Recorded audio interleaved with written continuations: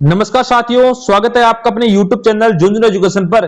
आज अपन इस वीडियो में बात करेंगे Shekhawati university Sikar BA second semester political science paper का नाम रहेगा फाउंडेशन ऑफ पॉलिटिकल साइंस का जो पेपर लगने जा रहा है उसकी सेकंड यूनिट के जो इंपोर्टेंट क्वेश्चन एंड आंसर है उनका अपन एनालिसिस करेंगे। तो जो बच्चे पहली बार झुंझुनू एजुकेशन के साथ वीडियो देख रहे हैं फटाफट चैनल को सब्सक्राइब कर लीजिए ताकि नेक्स्ट वीडियो आपको मिलती रहे। देखो साथियों, आपको प्रत्येक दिन शाम सोमवार से शुक्रवार तक शाम 8 बजे आपको क्लास मिलेगी डेली। तो क्लास में अवश्य जुड़े और जिन्होंने पहली यूनिट के क्वेश्चन नहीं देखे हैं तो पहले वाला वीडियो देख के आए जिसकी लिंक वीडियो डिस्क्रिप्शन में, क्योंकि देखो यूनिट वाइज आपको पढ़ना है। हम प्रत्येक यूनिट के क्वेश्चन करवाएंगे, यूनिट वाइज आप लोग देखेंगे तो सही रहेगा। तो पहली वाली यूनिट के क्वेश्चन पहले देखो, फिर उसके बाद आप इस वीडियो को देखो भाई, ठीक है। पेपर का नाम रहेगा राजनीति विज्ञान के मूल आधार। पहली वीडियो हमने अपलोड कर दी है, वो आप लोग जाके देख सकते हो, लिंक उसकी डिस्क्रिप्शन में भी है, ये हमारे YouTube चैनल पे आपको मिल जाएगी झुंझुनू एजुकेशन पे। दूसरा काम क्या करना है, टेलीग्राम चैनल है झुंझुनू एजुकेशन के नाम से।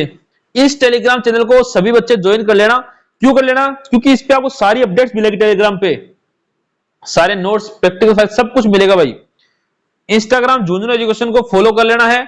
इस इंस्टाग्राम को फॉलो करके मैसेज में अपना नाम और आप लोग PDUSU या शेखावाटी लिख के भेज देना, आपको व्हाट्सएप ग्रुप में भी जोड़ दिया जाएगा भाई। इंस्टाग्राम पे मैसेज के माध्यम से भेज देना आप लोग। ये नाम आपको याद होगा ही, नितेश तिवारी झुंझुनू, और सबको याद रखना भाई। एक बार जिन्होंने चैनल को सब्सक्राइब नहीं किया सब्सक्राइब कर लीजिए भाई। यूनिट सेकंड, फर्स्ट यूनिट में करवा चुका हूं, उसके क्वेश्चन आप लोग अच्छे से देख लेना भाई, वीडियो अपलोड है उसका ऑलरेडी हमारे चैनल झुंझुनू एजुकेशन पे, वहां पे आप लोग देख सकते हो। फर्स्ट यूनिट कंप्लीट करवा दी हमने, आज अपन सेकंड यूनिट कंप्लीट करेंगे। Subscribe for next class. Daily शाम सोमवार से शुक्रवार तक आपको मंडे टू फ्राइडे शाम 8 बजे क्लास मिलेगी, सारी क्लासें देखें भाई। चलो पहला क्वेश्चन रहेगा इसमें, राज्य की परिभाषा में उसके तत्वों का वर्णन कीजिए कि राज्य है क्या। तो मित्रों, राज्य शास्त्र के अंतर्गत राज्य एक केंद्रीय अवधारणा है। सामान्य शब्दों में कहें तो राज्य उस संगठित इकाई को कहते हैं जो एक निश्चित भूभाग पर शासन करती है। एक निश्चित भूभाग पर शासन करने वाली एक संगठित इकाई को राज्य कहते हैं। गार्डनर के अनुसार इसकी परिभाषा अगर आप लोग लिख दोगे तो पूरे नंबर यहीं से मिल जाएंगे। गार्डनर जी क्या कहते हैं, राज्य पर्याप्त संख्या में व्यक्तियों का एक ऐसा समुदाय है जो एक निश्चित भूभाग पर स्थायी रूप से रहता है, जो बाहरी नियंत्रण से पूर्णतः स्वतंत्र या लगभग स्वतंत्र होता है। मतलब भाई किसी दूसरे राज्य का या केंद्र का उस पर प्रभाव नहीं पड़ता, वो स्वतंत्र रहता है। जिसकी एक संगठित सरकार हो, जिसके आदेशों का पालन अधिकांश जनता स्वभावतः करती है। मतलब एक ऐसी सरकार हो, एक ऐसे निश्चित भूभाग की सरकार हो जिसपे उसका राज चले। ठीक है मित्रों, राज्य के अनिवार्य तत्व क्या क्या हो सकते हैं उनकी बात करेंगे। किसी भी संगठन को राज्य कहलाने के लिए 4 अनिवार्य तत्वों का होना आवश्यक है। कि कोई संगठन हो वो राज्य कब कहलाएगा, उसके तत्व क्या है। यदि इनमें से एक भी अनुपस्थित हो तो उसे राज्य नहीं माना जा सकता। अब आपको 4 बिंदु बताऊंगा, ये चारों बिंदु आपको वहां पे लिखनी है एग्जाम सेंटर पे जाओगे तब, क्योंकि देखो क्वेश्चन आएगा एग्जाम में, ये अच्छा क्वेश्चन है। और तत्व आएगा तो तत्व मैं जो बता रहा हूं वही आपको लिखना पड़ेगा, वरना फिर गलत हो जाएगा क्वेश्चन। पहला है जनसंख्या, पॉपुलेशन। राज्य एक मानवीय संस्था है, इसलिए इसके लिए मनुष्यों का होना अनिवार्य है। अगर आदमी नहीं रहेगा तो राज्य क्या करोगे भाई, राज्य एक किलो सरकार तो चलाओगे। बिना जनसमूह के राज्य की कल्पना नहीं की जा सकती। अच्छा है भाई।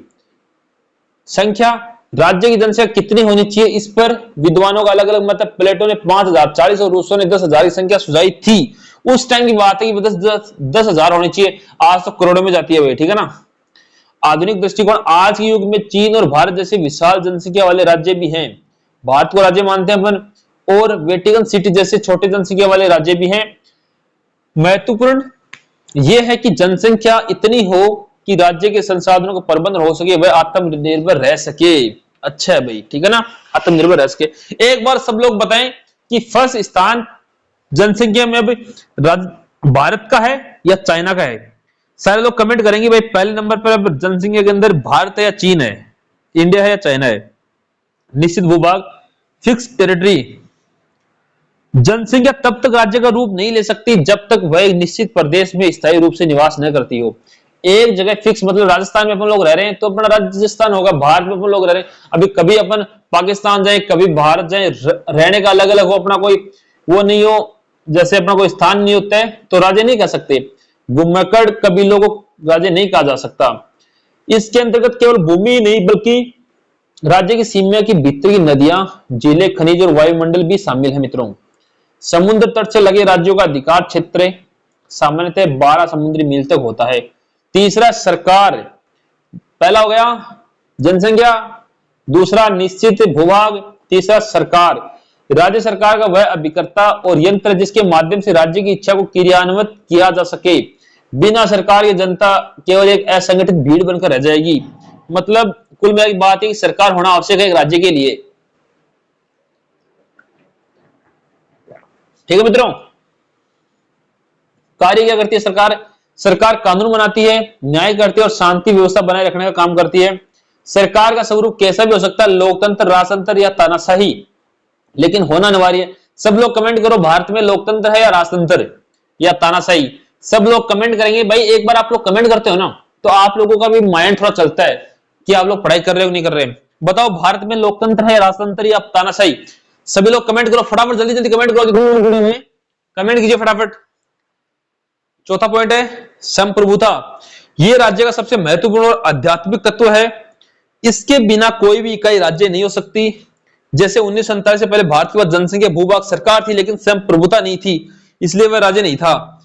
संप्रभुता के दो पहलू हैं, आंतरिक संप्रभुता और बाहरी संप्रभुता। आंतरिक के अंतर्गत क्या आता है भाई?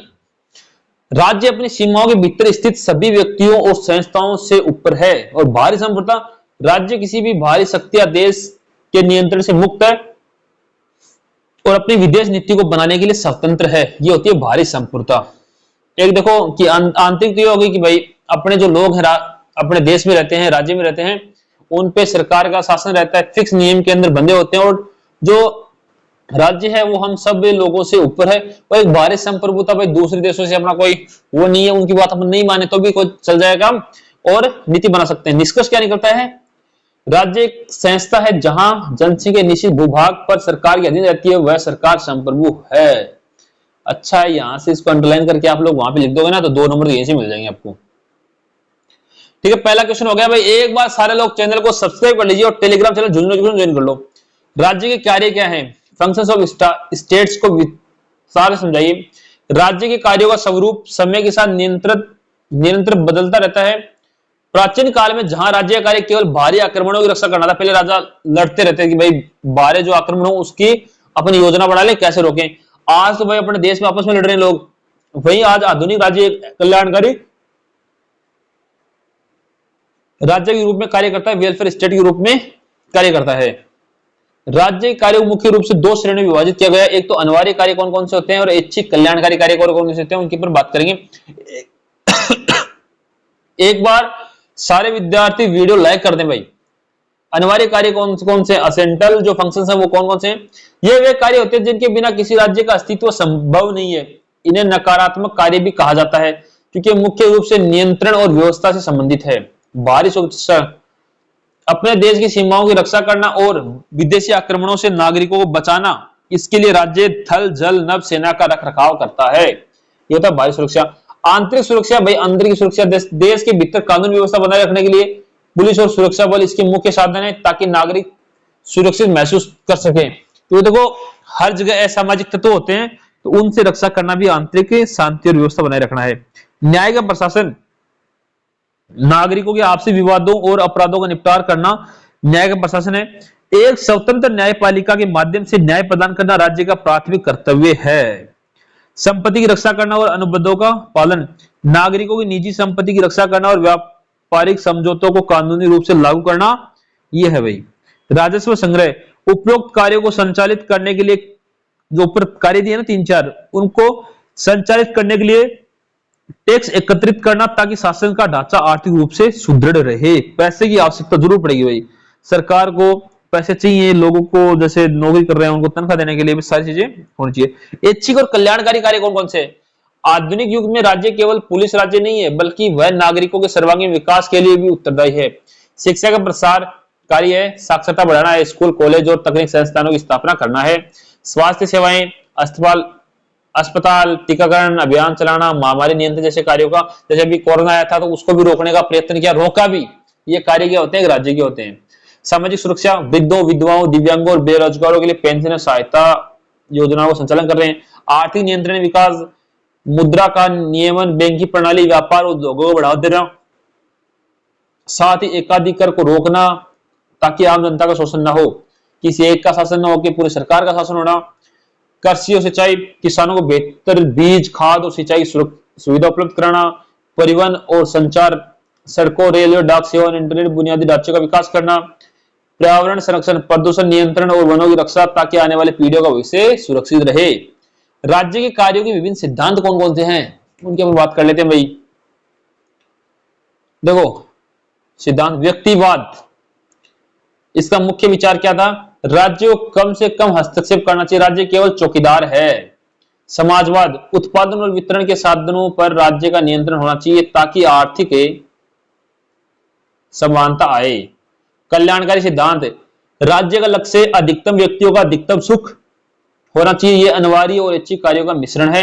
आदर्शवाद, राज्य एक नैतिक संस्था है और व्यक्ति का विकास राज्य के भीतर ही संभव है। निष्कर्ष, वर्तमान वैश्विक परिदृश्य में राज्य का स्वरूप कल्याणकारी हो गया है मित्रों। एक आदर्श राज्य वह है जो न केवल अपने नागरिकों को सुरक्षा प्रदान करे बल्कि उन्हें क्षमता का पूर्ण उपयोग करने के लिए समान अवसर और संसाधन भी उपलब्ध करवाए कि भाई इसकी ये क्षमता है, ये काम कर सकता है, तो उसको वो सुविधा उपलब्ध करवाना एक कल्याणकारी और आदर्शवादी राज्य कहलाता है। इस प्रकार से हो गया। क्वेश्चन नंबर 2 हो गए, फटाफट एक बार सब तक शेयर कर दीजिए, जितने भी जुड़े हुए हैं ना सारे लोग अपने फ्रेंड्स को भेज दो भाई, ताकि सब लोग पढ़ लें अच्छे तरीके से। राज्य की उत्पत्ति के देवी सिद्धांत की थ्योरी की आलोचना कीजिए। देखो सीधा पूछेगा देवी सिद्धांत क्या है, डिवाइन थ्योरी क्या है, समझाइए। ठीक है, डिवाइन थ्योरी क्या समझाइए, अच्छा क्वेश्चन है। राज्य की उत्पत्ति का देवी सिद्धांत सबसे प्राचीन सिद्धांत है। यह सिद्धांत इस धारणा पर आधारित है कि राज्य मानवीय रचना नहीं बल्कि ईश्वर द्वारा स्थापित एक संस्था और राजा ईश्वर का प्रतिनिधि। भाई देवी सिद्धांत कहता था कि जो राज्य है ना ये मानवीय रचना नहीं है, इसको भगवान ने भेजा है, और जो सरकार का जो राजा है, जो मुख्यमंत्री हुआ, प्रधानमंत्री हुआ, राज्य का जो राजा है वो ईश्वर का प्रतिनिधि है। मतलब कि सरकार, ईश्वर ने राज्य को बनाया है और इसका प्रतिनिधि कौन है? जो इसका मुखिया है वो। मध्यकाल में सिद्धांत अत्यंत लोकप्रिय था, परंतु आधुनिक युग में आजकल लोग नहीं मानते ना इस चीजों को। वैज्ञानिक दृष्टिकोण, लोकतंत्र मुद्दे, उद्देश्य के साथ इसका व्यापक आलोचना हुई है। मुख्य विशेषता क्या थी? राज्य का निर्माण ईश्वर ने किया है, राज्य की शक्ति का स्रोत ईश्वर है, जनता नहीं। राजा केवल ईश्वर के प्रति उत्तरदायी है, राजा की आज्ञा का उल्लंघन करना पाप है। देखो राज्य निर्माण सिद्धांत में आए पूछे तो आप लोग इस सिद्धांत को लिख सकते हो, अगर निबंधात्मक में क्वेश्चन आए तो आप इसको लिखो तो बड़ा क्वेश्चन बन जाएगा आपसे। ये आलोचना क्या क्या हुई उनकी बात करेंगे। पहला आधार था अनैतिहासिक और काल्पनिक। इतिहास में ऐसा कोई प्रमाण नहीं मिलता कि ईश्वर ने कभी स्वयं आकर या किसी दूत के माध्यम से राज्य की स्थापना की हो। ये इतिहास में ऐसा नहीं मिलता कि भगवान ऊपर से फोन करे कि भाई मोदी जी या कोई भी हो कि राज्य की स्थापना कर दीजिए, ऐसा कोई भी प्रमाण नहीं मिला, इसलिए इसकी आलोचना हुई कि भाई भगवान कैसे मान ले इसको। यह सिद्धांत पूर्णतः कल्पना और धार्मिक विश्वास पर आधारित है। ऐतिहासिक दृष्टि से राज्य का विकास सामाजिक समझौते, शक्ति या कर्मी विकास का परिणाम रहा है मित्रों। दूसरा है अतार्किक और अलोकतांत्रिक। यह सिद्धांत तर्क की कसौटी पर खरा नहीं उतरता। यदि राजा ईश्वर का प्रतिनिधि है तो वह क्रूर, अत्याचारी और अयोग्य कैसे हो सकता है? सही बात है भाई, अगर राजा था भगवान का उत्तरदायी है तो वो मतलब इतना निर्दयी, अपने शासन चलाना, लोगों को तंग करना, परेशान करना कैसे कर सकता था? लोकतंत्र के युग में शक्ति का स्रोत जनता होती है, जबकि यह सिद्धांत जनता का केवल आज्ञाकारी प्रजा मानता है। यह नागरिकों के मौलिक अधिकारों और स्वतंत्रता का हनन करता है।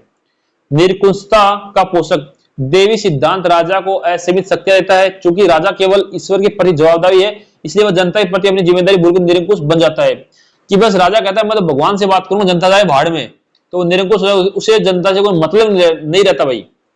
वो जनता के बारे में कुछ सोचता ही नहीं है कि जनता कुछ भी कहे मुझे कोई मतलब नहीं है, मैं तो भगवान को बताऊंगा। ऐसी गोली दे रखी है लोगों ने। इतिहास गवाह है कि लुई 4th वी, एक मिनट रुको, लुई 11th वी, 11th 5th या 15 बोल सकते हैं इसको, लुई जैसे राजाओं ने इसी सिद्धांत का सहारा लेकर जनता को अत्याचारित किया। लुई 14 है ना, यहाँ 14 है, 14 बनेगा, ठीक है। लुई 14 जैसे राजाओं ने इसी सिद्धांत को लेकर जनता का अत्याचार किया। देखो ये लुई जो राजा है ना, ये ले बैठा, ये क्या कहता, हम तो भाई भगवान के सेवक हैं, राजा हैं, हम करेंगे वैसा आप लोग मानना पड़ेगा आपको, वरना देख लो फिर गड़बड़ हो जाएगा काम। धर्म और राजनीति का खतरनाक मिश्रण। यह सिद्धांत राजनीति को धर्म के साथ जोड़ देता। आधुनिक राजनीति विज्ञान के अनुसार राज्य एक धर्मनिरपेक्ष संस्था होनी चाहिए। सही बात है भाई, राज्य में धर्म, सारे धर्म के लोग रहते हैं, तो धर्मनिरपेक्ष एक राज्य होना चाहिए। धर्म और राजनीति का मेल अक्सर सांप्रदायिकता और कट्टरपंथ को जन्म देता है, जो एक प्रगतिशील समाज के लिए घातक है। विरोधाभास प्रकृति। संसार में अनेक धर्म है, प्रत्येक धर्म के अपने देवी सिद्धांत है। यदि सभी राजा ईश्वर के प्रतिनिधि हैं तो उनके बीच युद्ध क्यों होते हैं? सही बात है, अगर भाई राजा है ना भगवान को प्रतिनिधि है तो वे आपस में क्यों लड़े, एक दूसरे राज्य के आपस में क्यों लड़ते हैं? ईश्वर स्वयं अपने प्रतिनिधियों को आपस में लड़ाता है क्या? यह विरोधाभासी सिद्धांत की विश्वसनीयता को समाप्त कर देता है। रूढ़िवादिता और प्रगति विवादक। यह सिद्धांत यथास्थिति का समर्थन करता है। यह सीखता है कि जो जैसा वह ईश्वर की इच्छा है। यह समाज में सुधार और क्रांति की संभावना को समाप्त करती है, क्योंकि व्यवस्था में बदलाव को ईश्वर के विरुद्ध माना जाता है। व्यवस्था को अगर आप बदलाव करोगे, व्यवस्था भगवान की दी हुई भाई, अपन को जीना है, अपन ऐसे सोच सकते हैं मर रहेंगे, नहीं रह सकते, व्यवस्था है, एक दिन सबको मरना है, तो उस व्यवस्था में अगर सुधार करोगे तो वो ईश्वर के विरुद्ध होगा। देव सिद्धांत का पतन का मुख्य कारण क्या था? एक सामाजिक समझौता सिद्धांत ये था, ठीक है। ये तीन थे, होप्स, लोको, रूसो ने बताया था सामाजिक सिद्धांत। अच्छा पॉइंट क्वेश्चन भी बनता है, यहाँ से हिस्ट्री में पढ़ लेना इसको, पॉलिटिकल साइंस में आता है क्वेश्चन ये। राज्य मनुष्य के समझौतों का परिणाम है। धर्म सुधार आंदोलन। चर्च और राजा के अलगाव ने राजा की देवी को अधिकारों को चुनौती दी। लोकतंत्र का उदय। संप्रभुता जनता में निहित है, इस विचार ने देवी दावे को समाप्त कर दिया। वैज्ञानिक क्रांति। तर्क और विज्ञान ने अंधविश्वासों को पीछे छोड़ दिया और इसका निष्कर्ष क्या निकला? यद्यपि मित्रों प्राचीन समय में राजा में अनुशासन और एकता बनाए रखने के लिए देवी सिद्धांत का अपना महत्व था, परंतु आज यह पूरी तरह अप्रासंगिक हो चुका है। क्यों हो चुका है? गिलक्रास्ट के शब्दों में आज ये सिद्धांत केवल इतिहास की वस्तु बनकर रह गया है। होना ही था भाई, आज कौन कहते कि मैं भगवान का रूप, कोई नहीं मानता भाई। अभी हाल फिलहाल में अपन देखते हैं ना कि पुनर्जन्म की कहानी चल रही है, मानसिंह जी राजा। किस चीज ने सुना भाई? कमेंट करो एक बार, किस किसी ने सुना, एक बार कमेंट कीजिए। ये सुनो कि भाई मानसिंह जी वो कह रहा है, बालक है छोटा सा, वो कह रहा है मैं तो मानसिंह को मैंने खजाने छुपा रखे हैं। खतरनाक आदमी है भाई, ऐसे तो मानसिंह आ गया फिर तो कमाल हो गया। आधुनिक युग में राजा का आधार ईश्वरीय इच्छा नहीं बल्कि जन सहमति है। बताना एक बार किस किस ने वो न्यूज सुनी है कि पुनर्जन्म वाली? अभी वो कह रहा है कि भाई मानसिंह हूं मैं और मैंने खजाने इतनी जगह छुपा रखे हैं ऐसे वैसे। क्वेश्चन नंबर 4 है, सामाजिक संविदा सिद्धांत क्या? सोशल कॉन्ट्रैक्ट थ्योरी क्या है? विश्लेषण कीजिए। अच्छा क्वेश्चन है भाई। सामाजिक संविदा सिद्धांत राजनीति विज्ञान के सबसे महत्वपूर्ण सिद्धांतों में से एक है। यह सिद्धांत इस विचार पर आधारित है कि राज्य न तो देवी संस्था है और न ही केवल शक्ति का परिणाम, बल्कि यह मनुष्य द्वारा आपसी सहमति से किए गए समझौते की उपज है। कि सारा लोग आपस में मिला और कह दिया भाई आपका एक संस्था बनाऊंगा, बिन राजा नाम देगा, सॉरी राज्य नाम देंगे, है ना, उसका एक मुखिया बनाएंगे, उसको राजा बोलेंगे, ऐसा है। इस सिद्धांत के 3 मुख्य स्तंभ थॉमस होब्स, जॉन लॉक और जीन जैक्स रूसो। यहां से तीनों का अगर नाम भी लिख दोगे ना तो आधे नंबर तो यहीं से आ जाएंगे, माने जाते हैं।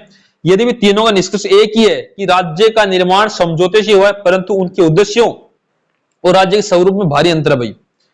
ठीक है मित्रों, थॉमस होब्स ने क्या कहा? निरंकुशता को समर्थन दिया। होब्स ने अपनी प्रसिद्ध पुस्तक लेवियाथन, ऐसे पूछ सकता छोटा क्वेश्चन, लेवियाथन के लेखक कौन है? तो थॉमस होब्स हैं, ठीक है, ने इस सिद्धांत को प्रतिपादन किया।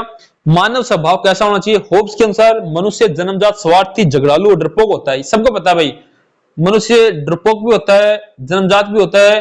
जन्मजात मतलब स्वार्थी होता है, झगड़ालू होता है, लड़ते रहते हैं, ठीक है। वह केवल अपनी सुरक्षा और स्वार्थ के बारे में सोचता है। ये इसने कहा, किसने? थॉमस होब्स ने। प्राकृतिक अवस्था क्या होती है? यह वह समय था जब राज्य नहीं था। होब्स इसे सतत युग की अवस्था कहते थे, जहां शक्ति ही अधिकार था, जहां एकांकी दीन अपवित्र और अकाल्पनिक था। समझौता। इस निरंतर भय से मुक्ति पाने के लिए लोगों ने आपस में समझौता किया कि भाई डर वर है तो इनको आपस में समझौता करो कि अपन राज्य बनाएंगे। उन्होंने अपनी सारी शक्ति एक व्यक्ति या सभा को सौंप दी, कि एक इंसान को दे दी कि आज से आप हमारे मुख्य हो, हम आपके साथ हैं। राज्य का स्वरूप। होब्स का राज्य निरंकुश था, राजा समझौते का हिस्सा नहीं, इसलिए उस पर कोई शर्त लागू नहीं होती। प्रजा का विद्रोह का अधिकार नहीं होता, प्रजा विद्रोह नहीं कर सकती थी। दूसरा भाई साहब है जॉन लॉक जी, सीमित सरकार और लोकतंत्र ले आए।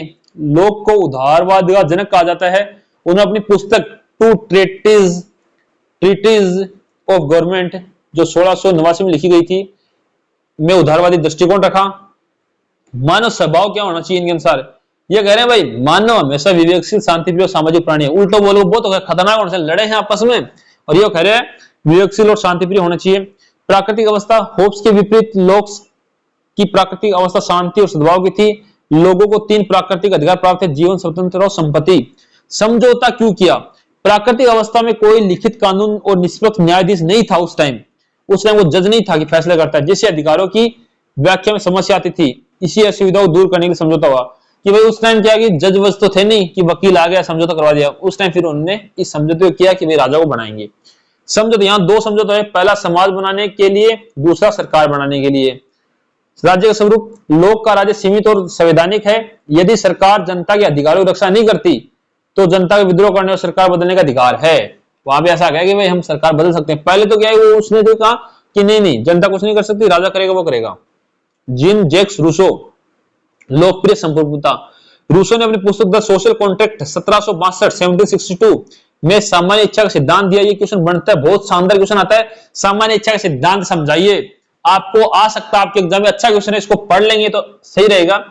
रूसो मनुष्य का एक उद्दांत जंगली मानते थे जो सीधा साधा और सुखी था। प्राकृतिक अवस्था क्या होनी चाहिए भाई?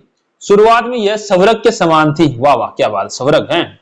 लेकिन निजी संपत्ति के उदय में इससे संघर्ष पैदा हो गया। निजी देखो, फिर एक राजा बन जाए, फिर दूसरा सोचे यार मैं भी तो राजा बनूं ना, तो मेरे को राजा बनाया जाए।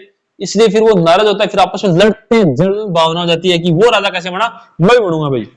इसी सभ्यता के दोषों से बचने के लिए समझौता हुआ। सामान्य इच्छा समझौते के माध्यम से व्यक्ति अपनी शक्तियां किसी राजा को नहीं बल्कि समाज को सौंप देता। यह समाज की सामूहिक इच्छा जो कल्याण चाहती है। राज्य का स्वरूप, रूसो प्रत्यक्ष लोकतंत्र के समर्थक थे। ये भाई लोकतंत्र की वोट गिरो फिर राजा बनाओ। उनके अनुसार वास्तविक संपूर्ण जनता स्वयं है।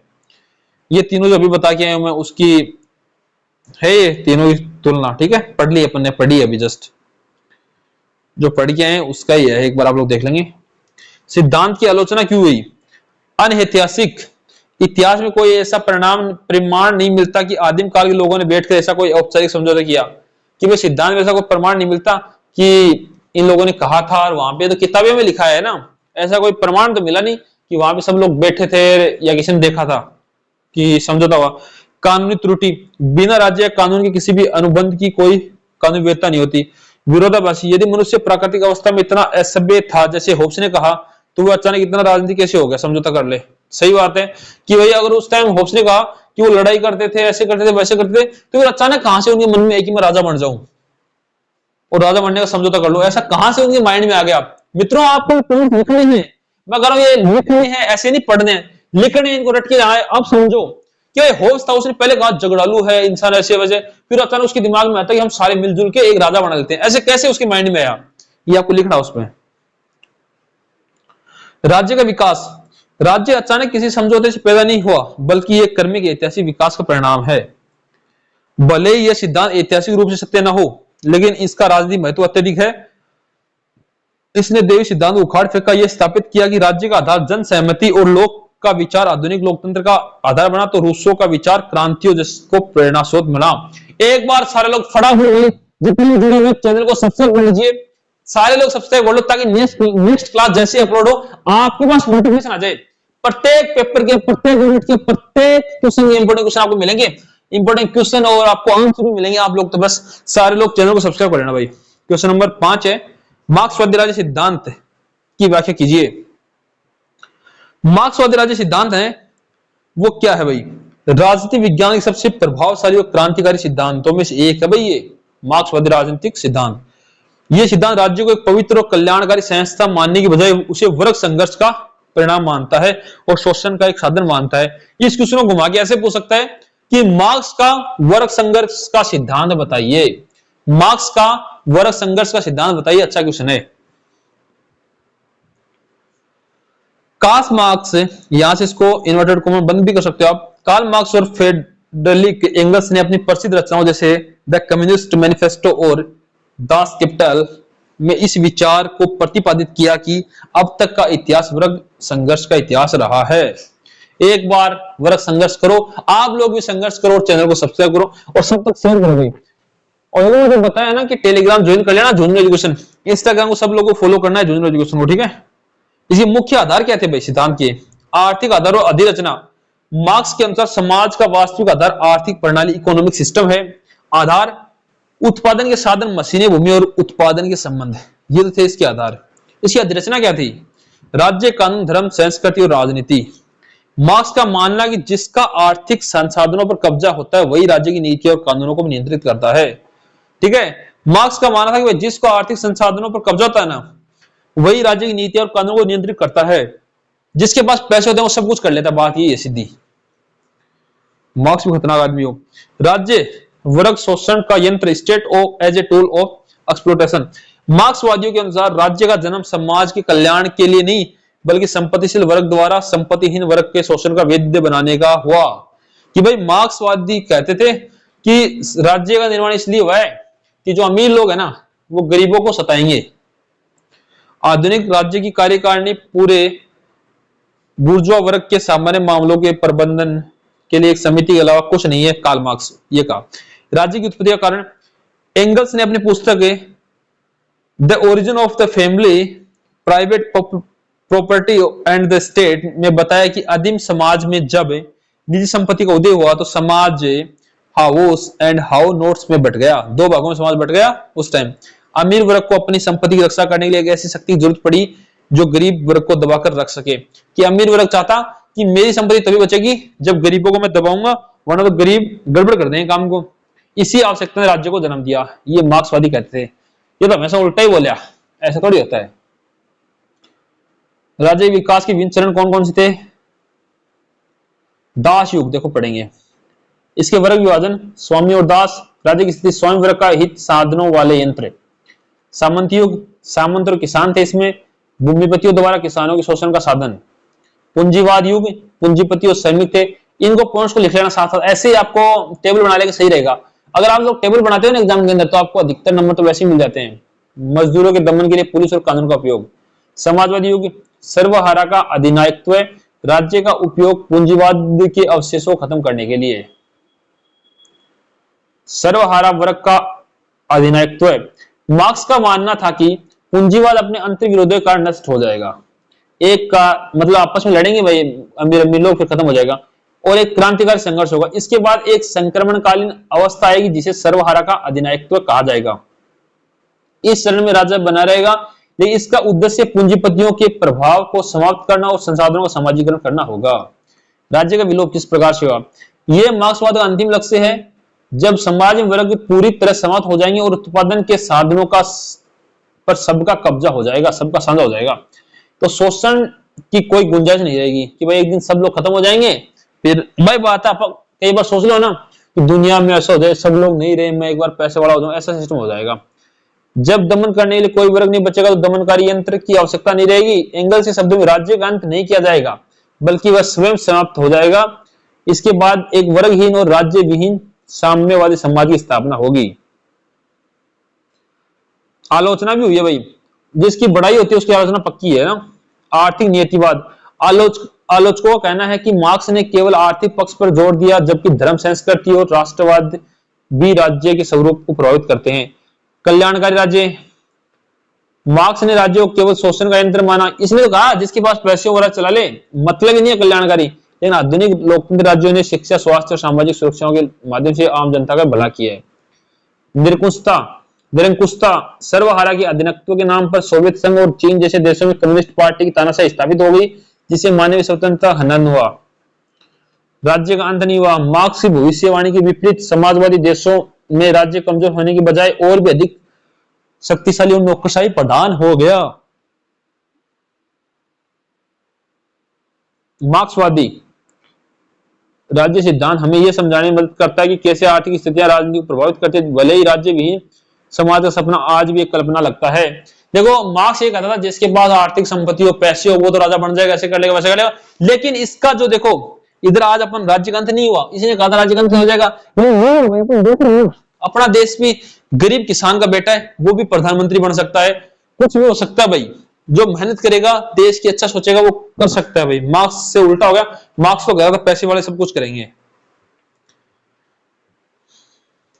लेकिन राज्य के शोषणकारी चरित्र पर मार्क्स के विचार आज भी प्रासंगिक है, विशेषकर कॉर्पोरेट घरानों राजनीतिक गठजोड़ को समझने के लिए। मतलब पुराने जमाने समझेंगे तो आज भी वैसा लगता है थोड़ा सा। एक बार सब लोग चैनल को सब्सक्राइब कर लो, जितने भी लोग जुड़े हुए हो, जितने भी जुड़े हो ना, सब्सक्राइब कर लो, ताकि जैसे अगली क्लास अपलोड हो आपके पास नोटिफिकेशन पहुंचे भाई। 6 क्वेश्चन है, संप्रभुता क्या है, मोनिज्म और प्लूरिज्म में अंतर बताइए। संप्रभुता क्या है, ये क्वेश्चन मोस्ट इंपोर्टेंट है। संप्रभुता छोटा क्वेश्चन भी आ सकता है, बड़ा भी आएगा। संप्रभुता राजनीति विज्ञान की सबसे महत्वपूर्ण और केंद्रीय अवधारणा है। ये राज्य का वह तत्व है जो इसे अन्य समुदायों और संगठनों से अलग करता है भाई। सरल शब्दों में कहें तो संप्रभुता राज्य की वह सर्वोच्च शक्ति है जिसके कारण वह अपनी सीमाओं के भीतर किसी भी आदेश को लागू करने के लिए स्वतंत्र है, बाहरी नियंत्रण से मुक्त है। कि भाई देखो, कोई राज्य भारत है तो भारत को अपने अधिकार लागू करने के लिए, कोई कानून बनाने के लिए दूसरे देशों की जरूरत नहीं होती। राजस्थान राज्य है तो इसको अपने अधिकार लागू करने के लिए किसी दूसरे राज्य की आवश्यकता नहीं होती। बाहरी नियंत्रण से मुक्त है और अपने अंदर अपनी सरकार के लिए स्वतंत्र है, इसको ही कहते हैं संप्रभुता। ठीक है मित्रों, ये छोटा सा इसका सर्वोच्च शक्ति इसका अर्थ है और इस प्रकार से इसकी डेफिनेशन दी है। परिभाषा देखेंगे, जीन बोंदा ने क्या कहा है, संप्रभुता नागरिकों और प्रजाजनों के ऊपर राज्य की वह सर्वोच्च शक्ति जो कानून द्वारा मर्यादित नहीं है। क्या बात है। गोर्सियस ने क्या कह दिया, संप्रभुता उस व्यक्ति में निहित सर्वोच्च राजनीतिक शक्ति है जिसके कार्य किसी अन्य के अधीन नहीं होते और जिसकी इच्छा का उल्लंघन नहीं किया जा सकता। संप्रभुता उस व्यक्ति में निहित सर्वोच्च राजनीतिक शक्ति है जिसके कार्य किसी के अधीन नहीं होते। कि भाई गोर्सियस ने कहा ऐसे व्यक्ति को अपन संप्रभुता बोल सकते हैं, ऐसे व्यक्ति की सर्वोच्च शक्ति को अपन संप्रभुता बोल सकते हैं कि जैसे अपने मुख्यमंत्री जी हैं, वो चाहेंगे वैसे नियम लागू कर सकते क्योंकि हमने उनको बनाया मुख्यमंत्री, तो वो संप्रभुता, उनकी जो शक्ति है वो संप्रभुता है कि उनकी इच्छा का उल्लंघन नहीं कर सकते, वो किसी के अधीन नहीं है। वो जो नियम कायदों में बंदगी अपना काम करते हैं लेकिन अपने अधीन नहीं है, हम सब उनकी बातें मानेंगे, ऐसा सिस्टम है। संप्रभुता के दो मुख्य रूप, आंतरिक संप्रभुता, बाहरी संप्रभुता। इसका अर्थ है मित्रों कि राज्य अपनी भौगोलिक सीमा के भीतर रहने वाले व्यक्तियों, समूह, संस्थाओं से ऊपर है, जो मैं अभी बता के आया हूं मुख्यमंत्री वाला। राज्य का कानून सब पर लागू होता है और कोई भी संस्था राज्य की आज्ञा का उल्लंघन नहीं कर सकती। बाहरी संप्रभुता कि दूसरे अपना विरोध नहीं कर सकते। बाहरी का यही है कि दूसरों को अपनी नहीं सुनने, अपना राज्य अपना हिसाब से काम करेगा। इसका अर्थ है कि राज्य अंतरराष्ट्रीय स्तर पर पूरी तरह स्वतंत्र है। ऐसे भारत है तो भारत को अमेरिका ही नहीं सुननी पड़ती, अपना हम अपने भारत के रूल भारत सरकार तय करेगी। वह किसी दूसरे देश या अंतरराष्ट्रीय संगठन के दबाव में अपने विदेश नीति नहीं बनाता। वह संधि करने, युद्ध करने, शांति बनाए रखने के लिए स्वतंत्र है। कब अपन को संधि करनी है, कब अपन को युद्ध करना है, कब अपन को देश में कौन सा नियम लागू करना है, सारी चीजें अपना देश खुद के लिए स्वतंत्र है। मोनिज्म और प्लूरिज्म में जो अंतर है उसकी अपन बात करेंगे। अद्वैतवाद और बहुलवाद में अंतर क्या है उनकी अपन बात करें। एक बार सारे लोग है ना वीडियो लाइक कर दो भाई, जितने भी जुड़े हुए ना आप लोग वीडियो लाइक करते हो, मुझे भी खुशी होती है कि बच्चे हमें हमारा सपोर्ट कर रहे हैं। तो सारे लोग एक बार वीडियो लाइक कर दो और चैनल को सब्सक्राइब अवश्य रूप से कर लेना। संप्रभुता का अद्वैतवादी सिद्धांत, इसे संप्रभुता का कानूनी सिद्धांत भी कहा जाता है। इसके मुख्य प्रतिपादक जॉन ऑस्टिन है। मित्रों, सर्वोच्चता क्या है, संप्रभुता राज्य में केवल एक ही स्थान पर केंद्रित होती है। अविभाजितता, संप्रभुता को बांटा नहीं जा सकता, यदि इसे विभाजित किया गया तो राज्य नष्ट हो जाएगा। अगर संप्रभुता नहीं होगी तो फिर देखो, अगर दो लोगों को शक्ति दे दी तो फिर गड़बड़ी होगा ना, एक के हाथ में पूरी शक्तियां होती है। निरंकुशता, संप्रभु की शक्ति असीमित है, कानून संप्रभु की आज्ञा मात्र है। यह सिद्धांत राज्य को समाज की एक सर्वोच्च सत्ता बनाता है, इसका आधार है। बहुलवादी सिद्धांत संप्रभुता, उसकी बात करेंगे। बहुलवाद अद्वैतवाद की प्रतिक्रिया के रूप में पैदा हुआ। इसके मुख्य समर्थक लास्की और मैकाइवर हैं। विभाजन, समाज में राज्य के अलावा अन्य कई समूह जैसे परिवार, चर्च, श्रमिक संघ भी महत्वपूर्ण है। संप्रभुता इन समूह और राज्यों के बीच विभाजित होनी चाहिए। इनका यह मानना था कि भाई सबके बीच में विभाजन होना चाहिए था संप्रभुता का, अलग अलग संगठनों के। राज्य मात्र एक संघ, बहुलवादी कहते हैं कि राज्य संघों का एक संघ है, ए सोसाइटी ऑफ सोसाइटीज। ये अन्य समुदाय से श्रेष्ठ नहीं है। सीमित शक्ति, राज्य की शक्ति आंतरिक रूप से विभिन्न समूहों द्वारा, बाहरी रूप से अंतरराष्ट्रीय कानून द्वारा सीमित होती है। क्या बात है। एक टेबल है भाई, इसको आप लोग लिखेंगे तो सही रहेगा। साथ साथ जो आपका मोनिज्म है एंड प्लुरलिज्म है, बहुलवाद है, द्वैतवाद है, उनमें अंतर अद्वैतवाद है और बहुलवाद शक्ति का केंद्र है। अद्वैतवाद में शक्ति एक ही संस्था में केंद्रित होती है, बहुलवाद में शक्ति समाज के विभिन्न समूहों में विभाजित होती है। राज्य का स्थान, अद्वैतवाद में राज्य सर्वोच्च और एकमात्र कानूनी सत्ता है और बहुलवाद में राज्य अन्य सामाजिक संगठनों के समान ही संगठन है। कानून संप्रभु का आदेश है और कानून परंपराओं, रीति रिवाजों और सामाजिक आवश्यकताओं से निकलता है। विभाज्यता, अद्वैतवाद में संप्रभुता अविभाज्य है और इसमें संप्रभुता विभाज्य है। मतलब भाई अद्वैतवाद में तो संप्रभुता अविभाज्य है, ध्यान सुन लेना, और संप्रभुता विभाज्य किसमें है? बहुलवाद में। मुख्य समर्थक ऑस्टिन बोंदा और होब्स तो थे अद्वैतवाद के, और बहुलवाद के थे लास्की, मैकाई व डिग्वी बार्कर। लेकिन इनके नाम याद रख लेना आप तो, विचारकों के, वैज्ञानिकों के। अगर ये लिख दोगे तो भला हो जाएगा भाई। निष्कर्ष क्या है? जहां अद्वैतवाद राज्य को मजबूती और स्थिरता प्रदान करता है, वहीं बहुलवाद व्यक्ति की स्वतंत्र और सामाजिक समूह के महत्व को रेखांकित करता है। कि भाई अद्वैतवाद है वो तो राज्य को मजबूती प्रदान करेगा, स्थिरता प्रदान करेगा, लेकिन बहुलवाद है वो व्यक्ति की स्वतंत्रता और सामाजिक समूह के महत्व को रेखांकित करता है। आधुनिक युग में अंतरराष्ट्रीय संगठन जैसे संयुक्त राष्ट्र है और वैश्वीकरण के कारण संप्रभुता का अद्वैतवादी रूप थोड़ा कमजोर हुआ है, जिससे बहुलवादी दृष्टिकोण अधिक प्रासंगिक लगने लगा है। इसको अंडरलाइन लिख सकते हो आप यहां से, ठीक है ना। इसका निष्कर्ष क्या है? एक बार सारे लोग चैनल को सब्सक्राइब कर लो भाई, सारे लोग चैनल को सब्सक्राइब कर लो, और ना टेलीग्राम चैनल ज्वाइन कर लेना और उसका फॉलो कर लेना। लेकिन चैनल को सब्सक्राइब कर लोगे वही बहुत काफी एक बार तो, ताकि नोटिफिकेशन आपको मिलती रहे। संक्षेप में, संप्रभुता राज्य की आत्मा है, लेकिन इसका प्रयोग जनहित और वैश्विक शांति सीमाओं के भीतर होना आवश्यक है। संप्रभुता राज्य की आत्मा है, इसका प्रयोग जनहित और वैश्विक शांति की सीमाओं के भीतर होना आवश्यक है।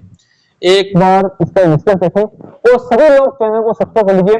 आज अपने यूनिट 2 इसी के साथ, ये 6 क्वेश्चन है, इनको अच्छी तरीके से पढ़ लेना। इनके अलावा आपको सीरीज लाने की आवश्यकता भी नहीं है, आप तो इनको पढ़ लेना बस।